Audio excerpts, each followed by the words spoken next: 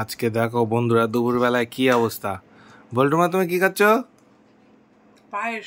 কি পায়েস? ও, আর বল্টু কি করছে? বল্টু খাচ্ছে জল। আর বনি বনি কি খাচ্ছে? এ তুই কি করছিস? কি তোর হাতে ওটা দেখি? তা হাঁড়ি হাঁড়ি নিয়ে বসে গেছিস কি ব্যাপার?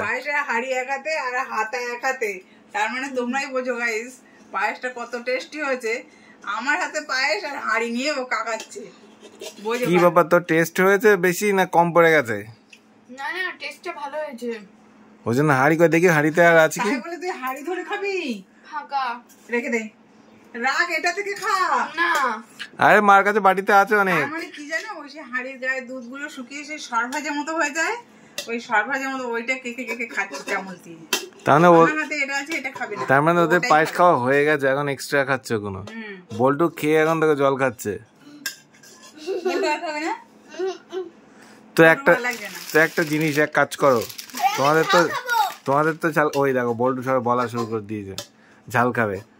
বনেও তো ঝাল খাবে, ওই জন্য এই দাও কুড়কুড়ে নিয়ে চলে এসছি খানিকটা, কুড়কুড়েটা রেখে দাও। কুড়কুড়েটা বনি এখন মিষ্টি খুব মনোযোগ দিয়ে খাচ্ছে, কিন্তু খাওয়া শেষ হলেই ঝালের খোঁজ করবে।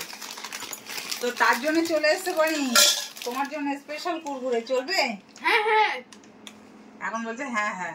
আমার এক চেন আমাকে দিয়েছে, আমার আর বল্টুর না, সবাইকে দিয়েছি। হাঁড়ি চাটো। না না, হবে না, হাঁড়ি চাটো।